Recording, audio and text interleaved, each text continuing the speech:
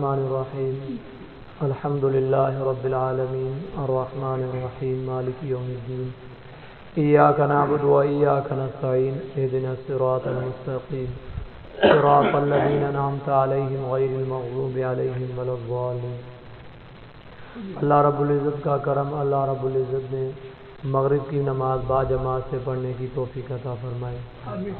اللہ رب العزت سے دعا ہے کہ ہمیں ہر وقت پانچوں وقت با جماعت سے پڑھنے کی توفیق عطا فرمائے۔ گزشتہ سبق کے اندر اس وحی کی شروعات کیسے ہوئی، یعنی قرآن مجید کی تعلیم شروع کیسے ہوئی، اس کا ذکر ہوا تھا کہ غار حرا سے آپ علیہ الصلوۃ والسلام پر یہ قرآن اترنا شروع ہوا تھا۔ تو سب سے پہلے جو سچویشن تھی، پہلے جو حالات تھے وہ یہی تھے کہ آپ علیہ الصلوۃ والسلام غار حرا سے کپ کپاہٹ کی صورت میں، یعنی جسم کے اندر کپ کپاہٹ آ گئی، بوجھ یہ اتنا تھا، وحی کا بوجھ اتنا تھا کہ جسم کے اندر کیا ہو رہی تھی، سختی محسوس ہو رہی تھی۔ گھر پہ پہنچے تو گھر پر اپنی یعنی زوجہ محترمہ حضرت خدیجۃ الکبریٰ کو عرض کی کہ جلدی کرو، مجھے زملونی میرے اوپر کیا کرو، کوئی نہ کوئی چادر لگا دو، میرے کو کیا ہو رہا ہے، سردی ہو رہی ہے، بخار ہو رہا ہے۔ تو حضرت خدیجۃ الکبریٰ نے جو الفاظ کہے تھے تسلی دیتے ہوئے، وہ کل میں نے آپ کے سامنے کوٹ کیے تھے کہ حضرت خدیجۃ الکبریٰ نے الفاظ کہے کہ اللہ رب العزت آپ کو کبھی ضائع کر ہی نہیں سکتے۔ کیوں؟ اس لیے کہ ایک تو یہ ہے کہ آپ غریبوں کے ہمدرد ہو، آپ محتاجوں کے ہمدرد ہو، یعنی جہاں کہیں بھی مسئلہ آپ دیکھتے ہو، انسانیت کا مسئلہ ہے تو ہر وقت وہاں آپ پیش ہوتے ہو، وہاں آپ جلدی کیا ہو جاتے ہو، پہنچ جاتے ہو، اور ایسا بندہ کبھی ضائع ہوتا ہی نہیں، ایسا بندہ کبھی ضائع ہوتا ہی نہیں۔ بہرحال اس وقت تو یہ مسئلہ حل ہوا، حضرت خدیجۃ الکبریٰ نے چادر اوڑھی۔ اس کے بعد حضرت خدیجہ الکبریٰ نے اپنے ایک ماموزاد بھائی تھے، یعنی ورقہ بن نوفل، اس کے پاس گئی، اور ورقہ بن نوفل یوں سمجھ لو کہ اس وقت اس نصرانیت اور یہودیت ان کے بڑے کیا تھے، ایک عالم تھے، جیسے ابھی مسلمانوں کے بڑے عالم ہوتے ہیں نا، تو اس وقت ان کے جو دین تھا، یعنی یہودیت یا جو نصرانیت یا جو عیسائیت، یہ جو طبقے تھے ان کے کیا تھے، وہ بڑے عالم تھے، تورات زبور انجیل ان کے وہ کیا تھے، حافظ تھے، ان کے وہ حافظ تھے، ان کی معلومات ان کو پوری کی پوری تھی۔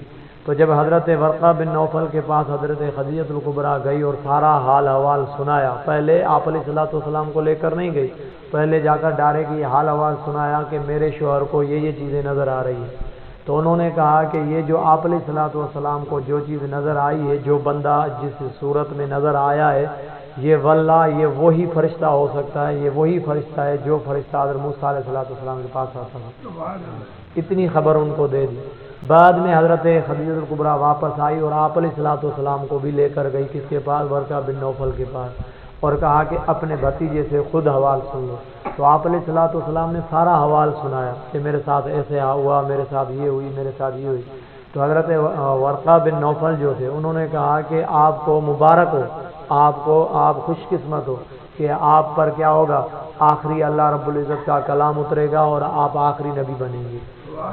وہ حیران ہو گئے، اور آگے یہ بھی بات بتا دی کہ میں رہوں یا نہ رہوں، میں شاید نہ رہ سکوں گا، لیکن اگر ہوں گا تو میں آپ کی حمایت اور آپ کی سامنے آپ کی نصرت، آپ کی مدد کے لیے ضرور پیش ہوں گا، یعنی آپ کی میں مدد کروں گا، آپ کی دین کی دعوت بھی میں کیا کروں گا، عام کروں گا، لیکن اس وقت شاید کہ میں نہ ہوں۔ اور دوسرے الفاظ بھی کہیں کہ وہ وقت بھی آئے گا کہ آپ کو اپنے گاؤں والے کیا کریں گے، نکالیں گے۔ یہ جب بات اٹھی نا تو آپ علیہ الصلوۃ والسلام کے کیا ہوئے، ہوش ایسے اٹھ گئے کہ بابا مجھے نکالیں گے، یعنی کیوں اس وقت آپ پر جو لقب تھا وہ کیا تھا، صادق الامین کا لقب تھا، یعنی لوگ کفار بھی اپنی نوجوان عورتیں آپ کے گھر چھوڑ کر جاتے تھے، اتنا آپ علیہ الصلوۃ والسلام کیا تھے، اعتماد والے آدمی تھے۔ میرے پاس تو کوئی اپنی نوجوان چھوڑے بچی، چھوٹی بچی نہیں چھوڑے گا کہ بابا مولی کے پاس اپنی بچیاں نہیں چھوڑو۔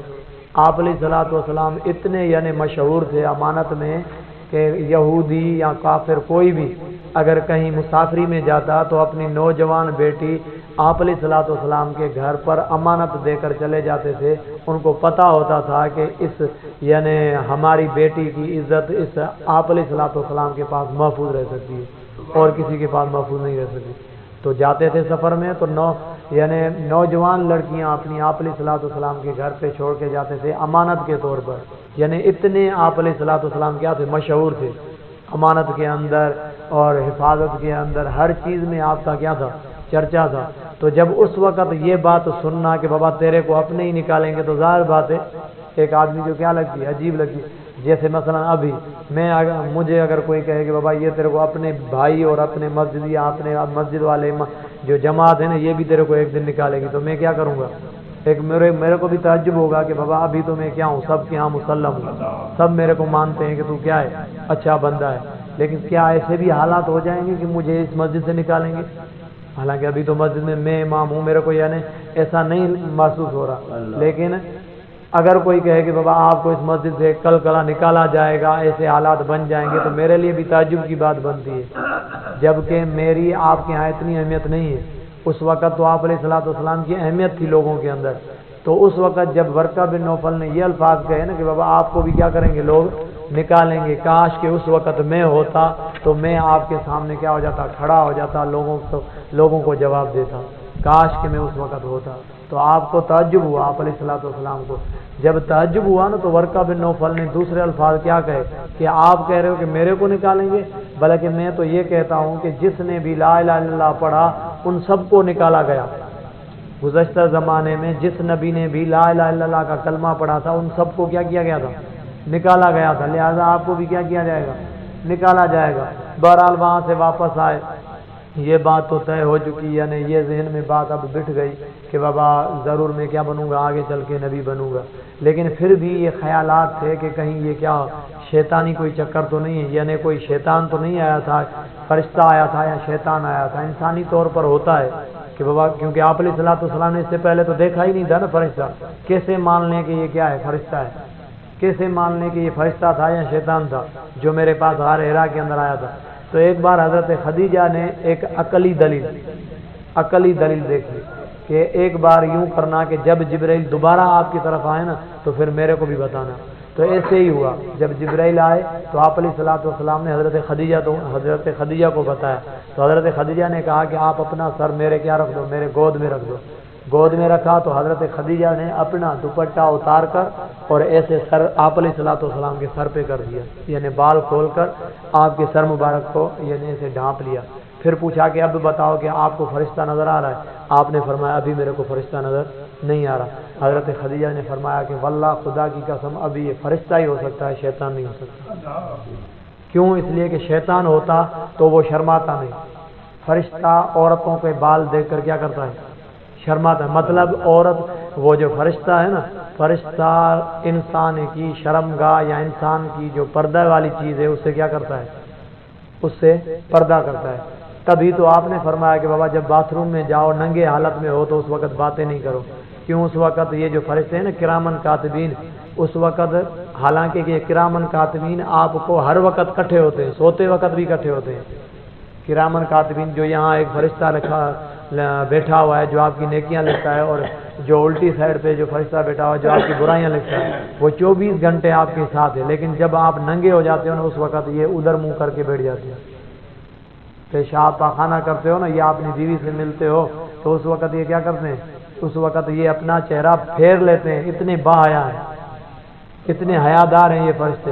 اور جب آپ علیہ الصلوۃ والسلام نے فرمایا کہ جب یہ پیشاب کرتے ہوئے یا ننگے پن کی حالت میں یہ جب باتیں کرتا ہے نا تو فرشتے سمجھتے ہیں کہ شاید یہ اپنی کیا ہے، اپنی ضرورت سے فارغ ہو چکا ہے۔ جب دیکھتے ہیں تو اس وقت تو ننگا ہوتا ہے تو لعنت کرتے ہیں کہ تیرے اوپر لعنت ہو، اللہ کی، تیرے اوپر اللہ کی لعنت ہو، تو نے ہماری نظروں کے سامنے کیا کیا ہے، اپنے عیب کو کھول دیا، اپنی یعنی شرمگاہ کو تو نے کیا کر دیا ہے، کھول دیا ہے۔ اس لیے آپ نے فرمایا کہ کبھی ننگے پن کی حالت میں باتیں نہیں کیا کرو، یعنی جب باتھ روم میں ہوا کرو تو باتیں نہیں کیا کرو، واش روم میں گئے ہو نا تو اس وقت باتیں نہیں کرو۔ تو میں عرض کر رہا تھا کہ یہ فرشتے اتنے کیا ہیں، باحیا ہیں۔ اور اس میں حضرت خدیجہ کا دیکھو کتنی کمال کی بات ہے۔ سب سے پہلے عورتوں میں سب سے پہلے ایمان لانے والی کون ہے؟ حضرت خدیجہ الکبریٰ ہے۔ اور دیکھو تسلی کتنی دے رہی ہے اپنے شوہر کو، جو ایک نبی کہتے ہیں نا کہ یہ بھی مشہور مقولہ ہے کہ ہر آدمی کی ترقی میں عورت کا ہاتھ ضرور ہوتا ہے۔ ہر آدمی کی ترقی میں کسی نہ کسی عورت کا ہاتھ ضرور ہوتا ہے۔ کتابوں کے اندر لکھا ہے کہ جب آپ علیہ الصلوۃ والسلام کی ترقی میں ہاتھ کس کا تھا؟ حضرت خدیجہ کبریٰ۔ واقعتاً اگر عورت مرد کے ساتھ سچی نہیں ہوتی نا تو مرد کبھی بھی خوشحال نہیں ہوتا، یہ آپ بھلے چیک کر لینا۔ ہاں، عورت اپنی بیوی یا ماں یا بہنیں اپنے بھائیوں کے ساتھ کیا ہاتھ بٹا لیتی ہے نا، تو پھر وہ مرد کیا کر لیتا ہے؟ سب پر راج کرتا ہے۔ تو حضرت خدیجہ کبریٰ دیکھو، عورت ہو کر اپنے شوہر کو کتنی تسلی دے رہی۔ اور اس میں ایک مسئلہ یہ بھی سمجھ میں آ گیا کہ ہماری مائیں بہنیں جو گھر پر کیا ہیں، یہ سر سے دوپٹہ اٹھا کر پھینک دیتی ہیں کہ بابا میں اپنے شوہر کے پاس ہوں، کون سا اجنبی آدمی ہے۔ بابا یہ رکھا کرو، کیونکہ فرشتے تو آپ کے ساتھ ہیں نا۔ شوہر کے ساتھ تو چلو، تو شوہر کے ساتھ تو اپنا پورا جسم کھول رکھ سکتی ہے، لیکن چلو فرشتے تو تیرے ساتھ ہیں نا۔ اس وقت تو اپنے یہ خامخواہ سر پہ دوپٹہ تو نے کیوں اتار رکھا ہے؟ پھر کہتے ہیں کہ ہمارے گھروں کے اندر برکت نہیں ہے، پھر کہتے ہیں کہ ہمارے کھانے پینے کے اندر وہ لذت نہیں ہے، پھر کہتے ہیں کہ ہمارے رشتوں کے اندر وہ لذت نہیں۔ بابا کیسے آئے گی؟ کیونکہ جو رحمت کے فرشتے تھے وہ آپ کے گھر سے کیا کر چکے ہیں؟ الوداع کر چکے ہیں۔ رحمت کے فرشتے تیرے گھر کو چھوڑ چکے ہیں۔ اب برائی شیطان ہر وقت تیرے گھر کے اندر رہے گا تو کیسے مزہ آئے گا؟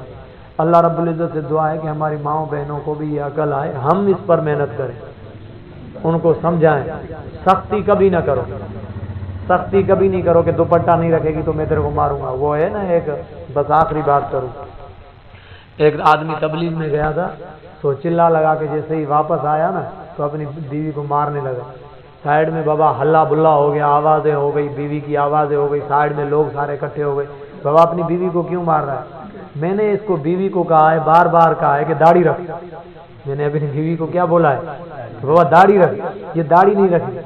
وہ لوگ کہنے لگے ارے بے وقوف، یہ عورت کبھی داڑھی رکھتی ہے؟ بابا چلو بھلا نہیں رکھ رہی، چلو عورت کو داڑھی نہیں ہے، کم سے کم ارادہ تو کرے نا کم سے کم ارادہ تو کرے نا، ارادے پہ نیکی ملتی ہے۔ تو بھائی رشید بھی پریشان نہ ہو، تو ایسے نہیں کہ بس ان کو آپ سختی سے منواؤ، سختی سے نہ منواؤ، پیار سے۔ بس ان کو میں کہتا ہوں عورتوں کی دل بالکل کمزور ہے، آپ ان کو فضائل سناؤ کہ بابا اس میں یہ چیز فضیلت ہے، اس میں یہ چیز کیا ہے؟ برکت ہے۔ میں دیکھتا ہوں کہ کل وہ نہ رکھے، ضرور رکھے گی، کیونکہ آپ سے زیادہ شوقین دین کی کون ہے؟